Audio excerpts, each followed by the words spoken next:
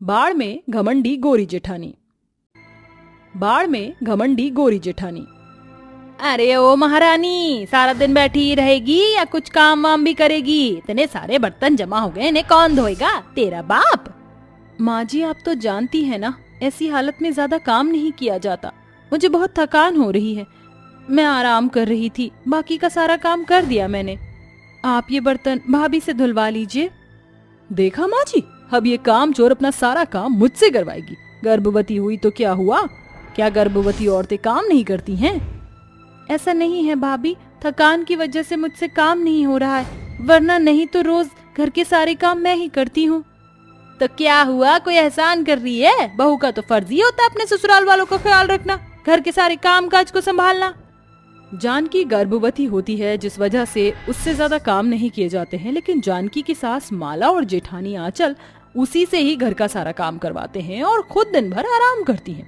माला अपनी छोटी बहू जानकी को बिल्कुल भी पसंद नहीं करती, क्योंकि रंग रूप में जानकी बहुत ज्यादा काली होती है और वहीं आंचल बहुत ज्यादा गोरी, जिस वजह से माला दोनों बहुओं में बहुत भेदभाव करती है। अरे आ गए आप, ये लीजिए पानी। माँ और भाभी कहाँ हैं? उन्हें बुला लो, सबसे कुछ जरूरी बात करनी है मुझे और भैया को। ठीक है जी। क्या हुआ प्रदीप और गौरव, क्या बात करनी है तुम दोनों को? माँ, मुझे और प्रदीप भैया को शहर में नौकरी मिल गई है, इसलिए भैया और मैं कल ही शहर के लिए निकल रहे हैं। ये तो बहुत अच्छी बात है, मेरे दोनों बेटे तरक्की करें, मैं तो यही चाहती हूँ। सारा परिवार इस खबर से बहुत खुश होता है, लेकिन जानकी इस खबर से कुछ ज्यादा खुश नहीं होती, जिससे वह अपने पति से कहती है, एक आप ही तो थे जो घर में मेरा ख्याल रखते थे, अब आप ही चले जाओगे तो मेरा क्या होगा? भाभी और माँ जी तो मुझे पहले से ही नहीं पसंद करती हैं। तुम परेशान मत हो, मैं जल्दी वापस आऊंगा और तुम्हें शहर ले जाऊंगा। इतना कहकर गौरव प्रदीप सुबह होते ही शहर के लिए निकल जाते हैं। अब माला और आंचल को जानकी को और परेशान किया करते। वो दोनों माला से दिन रात काम कराते और खुद बैठकर आराम किया करते। ऐसे 1 महीना बीत जाता है और गर्मी का मौसम खत्म होकर बारिश का मौसम शुरू हो जाता है।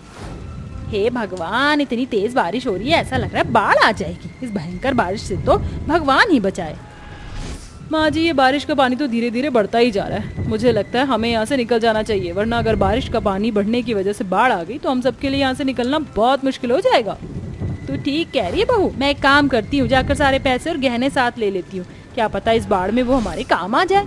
इतना कहकर माला जल्दी से जाकर सारे पैसे, जरूरी सामान ले लेती है। माला, आंचल और आंचल का बेटा मंकू भी वहाँ से जा ही रहे होते हैं कि तभी वहाँ बारिश में भीगते हुए जानकी आ जाती है। भाभी, माँ जी, ये आप लोग सामान बांध कर कहाँ जा रहे हैं? क्या तुझे दिखाई नहीं दे रहा? बाढ़ आने को है, इसलिए हम सब लोग एक सुरक्षित जगह पर जा रहे हैं। लेकिन माँ जी, आपने तो इस बारे में मुझे बताया ही नहीं, और मेरा बेटा बंकू कहाँ है? अब वो अंदर बैठा हुआ है। क्या आप लोगों ने मुझे एक बार भी इस बारे में नहीं बताया? और ऊपर से आप मेरे बेटे को इस बाढ़ में छोड़ कर जा रही हैं?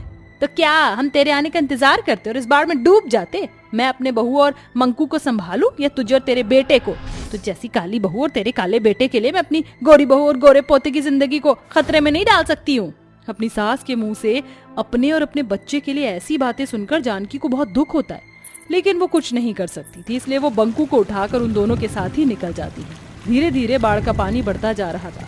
सारे गांव वाले पानी में तैरते हुए सुरक्षित जगह की तलाश करने जा रहे थे। बाढ़ के पानी की वजह से सारे गांव में तहस नहस हो जाता है।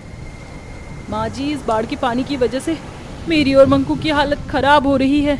बहू तो रुक, मैं कुछ करती हूँ। माला अपनी गोरी बहू और पोते के लिए कोई सुरक्षित जगह ढूंढ रही होती है कि तभी उसे एक नाव दिखाई देती है, जिसमें सवार होकर कुछ लोग बाढ़ से बचते हुए जा रहे होते हैं। माला उस नाव को रुकवाती है और कहती है, नाव वाले भैया, मेरी बहू और मेरा पोता इस भयंकर बारिश में भीग रहे हैं और बाढ़ की वजह से इनकी बहुत बुरी हालत हो रही है, आप लोग हमें भी नाव में आने दीजिए। अरे देखिए, नाव में पहले से ही बहुत लोग हैं, अगर और लोग आएंगे तो नाव के टूटने का डर है। भाई साहब, ऐसा मत कीजिए, ये लीजिए, आप ये पैसे रख लीजिए और मुझे और मेरी बहू को इस नाव में आने दीजिए। पैसों के लालच में नाव वाला माला की बात मान जाता है, जिसके बाद वह माला, आंचल और उसके बेटे को अपनी नाव में बिठा कर जाने लगता है और बेचारी जानकी अपने बेटे को अपने सीने से लगाए उस बाढ़ के पानी में तैर रही होती है। नाव में ज्यादा वजन हो जाने की वजह से नाव टूट जाती है। बाढ़ का भाव कुछ ज्यादा ही तेज होता है, जिस वजह से आंचल और उसका बेटा बाढ़ में बहने लगते हैं और मदद की पुकार करने लगते हैं, लेकिन कोई भी उनकी मदद नहीं करता है। बचाओ, बचाओ, कोई मेरे बच्चे को बचाओ। तभी जानकी को लेबर पेन शुरू हो जाता है, लेकिन अपनी भाभी और उसके बेटे को बाढ़ में डूबता देख जानकी से रहा नहीं जाता। वह दर्द में करहाते हुए बाढ़ में तैरकर आंचल और उसके बच्चे को बचाती है कि तभी वहां रेस्क्यू टीम आ जाती है और उन सभी को बचाकर एक सुरक्षित जगह पर ले जाती है। डॉक्टर जल्दी से आते हैं और जानकी को डिलीवरी के लिए ले जाते हैं, जिसके बाद जानकी एक प्यारी सी बेटी को जन्म देती है। जानकी की ये इंसानियत और बहादुरी देखकर माला और आंचल को अपनी गलती का एहसास हो जाता है और जानकी से माफी मांगने के लिए जाते हैं। जानकी बहू, मुझे माफ कर दे, मुझसे बहुत बड़ी गलती हो गई। अगर आज तुझे या तेरे बच्चे को कुछ हो जाता तो मैं कभी भी अपने आप को माफ नहीं कर पाती। ऐसी हालत में भी तूने आंचल और उसके बेटे की जान बचाई है। अगर तू ना होती तो आज मैं अपनी बहू और पोते को हमेशा हमेशा के लिए खो देती। जानकी, मुझे भी माफ कर दो। अगर आज तुम ना होती तो शायद मैं और मेरा बेटा जिंदा ना होते। ऐसी हालत और दर्द में भी तुमने हमारी जान बचाई। हमने कभी भी तुम्हारी कदर नहीं की, हमेशा तुम्हारे काले रंग का मजाक उड़ाया। इस बाढ़ में भी हमने सिर्फ अपना ही सोचा, लेकिन तुमने हमारा सोचा। हमें माफ कर दो, हमें हमारे गलती का एहसास हो चुका है। आप लोग मुझसे माफी मत मांगिए, आप लोगों को अपनी गलती का एहसास हो चुका है, मेरे लिए इतना ही काफी है। जानकी अपनी सास और जेठानी को माफ कर देती है, जिसके बाद कुछ दिनों के अंदर बाढ़ भी कम हो जाती है। इस बाढ़ में हुए नुकसान के लिए सरकार लोगों को मुआवजा देती है। बाढ़ का पता जब प्रदीप और गौरव को चलता है तो वो जल्दी से अपने परिवार के पास पहुंचते हैं। शहर में अच्छा कामकाज होने की वजह से गौरव, प्रदीप अपनी माँ और अपनी पत्नियों और बच्चों के साथ शहर में ही रहने लगे। सुनिए जी, अब मैं सोच रही थी कि अब हमें रमन और नरेश की शादी कर देनी चाहिए। दोनों की उम्र हो गई है शादी की। बात तो तुम्हारी बिल्कुल सही है। मैं एक काम करता हूँ, आज ही पंडित जी को बोलकर रमन के लिए लड़की देखने के लिए कहता हूँ। और नरेश का रिश्ता तो मेरे दोस्त हरी की बेटी कोमल से पहले से ही तय था। मैं आज ही जाकर उससे इस बारे में बात करता हूँ। इतना कहकर प्रसाद अपने दोस्त हरी से मिलने चला जाता है। हरी, मेरे बचपन के दोस्त, कैसे हो? बस ठीक हूँ, तुम बताओ आज कैसे आना हुआ? याद है ना, हमने सालों पहले वादा किया था कि हम अपनी इस दोस्ती को रिश्तेदारी में बदलेंगे। आज वो समय आ गया है जब हम अपनी दोस्ती को रिश्तेदारी में बदलें। लेकिन प्रसाद, तुम तो जानते हो ना कि मेरी बेटी कोमल बचपन से ही रंग रूप में काली रही है। उसके इस काले रंग की वजह से हर कोई उसका मजाक उड़ाता है। मैं नहीं चाहता कि शादी के बाद भी आपको ये सब झेलना पड़े। अरे तू चिंता मत कर मेरे दोस्त, तेरी बेटी को मैं अपनी बेटी की तरह ही रखूंगा। अब तो तू बस शादी का मुहूर्त निकलवा। प्रसाद के कहने पर हरी शादी की तैयारी करता है और देखते ही देखते कुछ ही दिनों में विनीता के दोनों बेटे रमन और नरेश की शादी हो जाती है। माँ, भाभी का घूंघट तो हटाओ, मुझे भाभी को देखना है।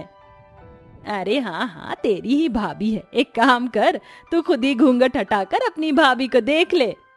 भाइयों, आपकी तो किस्मत चमक गई इतनी सुंदर भाभी को पाकर। हाँ, सच में मेरी बहू तो चांद का टुकड़ा लग रही है, कहीं मेरी ही नजर ना लग जाए। शालू के गोरेपन और खूबसूरती को देख शालू सबको बहुत पसंद आती है। अब प्रीति कोमल का घूंघट उठाती है। कोमल का घूंघट उठाते ही विनीता कहती है, ये क्या इतनी काली बहू? आपको मेरे बेटे के लिए और कोई नहीं मिली जो आप इस काली कलूटी लड़की को मेरे घर की बहू बनाकर ले आए? विनीता, ये तुम कैसी बातें कर रही हो? तुम अच्छे से जानती थी कि कोमल और नरेश का रिश्ता बचपन से ही तय है, तो ये सब बातें अब क्यों कर रही हो? हाँ, लेकिन मुझे नहीं पता था कि अभी तक ये इतनी काली ही होगी। मुझे लगा था बड़े होने के साथ साथ इसका रंग रूप बदल जाएगा। माँ, ये क्या बोले जा रही है? कोमल मेरी पत्नी है और मैं कोमल के खिलाफ एक शब्द भी नहीं सुनना चाहूंगा। कोमल जैसी भी है मुझे वैसे ही मंजूर है। तू चुप कर, तू तो अभी से ही जोरू का गुलाम बन गया है। न जाने काली लड़की ने आते ही घर पर क्या जादू चला दिया जो तुम दोनों इसकी तरफ से ही बोले जा रहे हो। कोमल अपने ससुराल में बहुत सारे अरमान और खुशी के साथ आई थी, ये सोचकर कि शादी से तो पहले सब उसका मजाक उड़ाया करते थे, लेकिन शादी के बाद कोई ऐसा नहीं करेगा। लेकिन अपनी सास के मुंह से अपने खिलाफ ऐसी कड़वी बातें सुनकर कोमल की आंखों में आंसू आ जाते हैं। कोमल की सास विनीता कोमल को उसके काले रंग की वजह से सुना ही रही होती है कि तभी जोरों से बारिश शुरू हो जाती है। बारिश बहुत तेज होती है, जिसके बाद घर की छत से पानी टपकने लगता है। हे भगवान, अब क्या होगा? आज तो मेरी बहू की सुहागरात है, ऐसे में ये लोग सुहागरात कैसे बनाएंगे? विनीता का परिवार बहुत गरीब होता है, इसलिए वह सभी एक कच्चे मकान में रहते हैं। कच्चे मकान में रहने की वजह से बरसात का पानी हमेशा उनके घर में आ जाता है। इसलिए वह सुहाग रात के लिए एक तरकीब लगाती हैं और अपनी गोरी बहू के लिए घर के अंदर एक सूखी जगह पर बिस्तर लगा देती हैं। लेकिन वहीं विनीता कोमल के लिए ऐसा कुछ भी नहीं करती है। वो एक कोने में जहां बारिश का पानी टपक रहा होता है वहीं पर कोमल नरेश के लिए बिस्तर लगा देती है। बारिश का पानी टपकने की वजह से नरेश और कोमल को छतरी लगाकर बैठना पड़ता है, जिससे उन्हें काफी परेशानी होती है। कोमल, मुझे माफ कर देना, मेरी वजह से तुम्हें ये सब देखना पड़ रहा है। आप मुझसे माफी मत मांगिए, ये तो मेरी ही किस्मत है कि मेरा रंग काला है। अगर मेरा रंग गोरा होता तो ऐसा कुछ भी नहीं होता। कोमल भले ही रंग से काली थी लेकिन दिल की बड़ी साफ होती है। कोमल और नरेश बारिश में बहुत परेशान होते हैं, तभी बारिश के पानी की वजह से उनका पूरा बिस्तर भीग जाता है, जिसके बाद वो दोनों बड़ी मुश्किल से अपनी रात को गुजारते हैं। उठ गई महारानी, और देर सो लेती, ये तेरा मायका नहीं ससुराल है, समझी? माँ जी, रात को बारिश की वजह से ठीक से सो नहीं पाई थी, इसलिए उठने में देरी हो गई। ये बहानेबाजी मेरे सामने करने की कोई जरूरत नहीं है, जाकर सबके लिए नाश्ता बना। कोमल जल्दी से नहा धोकर सबके लिए नाश्ता बनाती है, लेकिन वहीं शालू तैयार होकर आराम से बैठ जाती है और कुछ काम नहीं करती। विनीता घर के सारे कामकाज कोमल से ही कराती थी। कोमल का रंग काला होने की वजह से विनीता हमेशा कोमल और शालू में भेदभाव करती थी, जिस बात का फायदा उठाकर शालू भी अपनी सास का ही साथ देती है। और ऐसे ही कई दिन गुजर जाते हैं। ऐसे ही एक दिन कोमल का ससुर प्रसाद किसी काम से कहीं जा रहा होता है कि तभी उसका एक्सीडेंट एक कार के साथ हो जाता है, जिसमें वो बहुत घायल हो जाता है। जब प्रसाद के एक्सीडेंट का पता उसके घर वालों को चलता है तो सारा परिवार भागा भागा हॉस्पिटल आता है। डॉक्टर साहब, मेरे पति ठीक तो है ना? उनको ज्यादा चोट तो नहीं लगी ना? देखिए, अभी हम कुछ भी नहीं कह सकते हैं। एक्सीडेंट की वजह से काफी घायल हो चुके हैं और उनका काफी खून भी बह चुका है। हमें तुरंत उनका ऑपरेशन करना पड़ेगा, वरना उन्हें बचाना मुश्किल हो जाएगा। ऑपरेशन का खर्चा लगभग 50,000 रुपए है, तो आप लोग जाकर काउंटर पर पैसे जमा कर दीजिए। हम थोड़ी देर में ऑपरेशन थिएटर में ले जाएंगे। क्या 50,000? लेकिन हम इतनी बड़ी रकम कहाँ से लाएंगे? देखिए, मैं जानता हूँ रकम बड़ी है, मगर बिना पैसे जमा करे इनका ऑपरेशन नहीं हो सकता है, और अगर आपने और देरी की तो इनको बचाना मुश्किल हो जाएगा। अब सब आप लोगों के हाथों में ही है। डॉक्टर की सारी बातें सुन सारा परिवार बेहद ही परेशान हो जाता है। अपने पति को ऐसी हालत में देख विनीता फूट फूट कर रोने लगती है। हे भगवान, अब मैं क्या करूं? मैं कैसे अपने पति को बचाऊं? माँ, आप रोइए मत, पिताजी को कुछ नहीं होगा, मुझे भगवान पर भरोसा है। अपनी सास और सारे परिवार को परेशान देख कोमल को एक आइडिया आता है। वो जल्दी से घर जाकर अपनी माँ के दिए हुए शादी के जेवरात को सुनार की दुकान पर ले जाकर बेच देती है और उन पैसों को लाकर विनीता के हाथों में दे देती है। लीजिए माँ जी, आप इन पैसों को जल्दी से काउंटर पर जमा कर दीजिए ताकि डॉक्टर जल्दी से बाबूजी का इलाज कर सके। लेकिन कोमल, तू इतने सारे पैसे कहाँ से लेकर आई?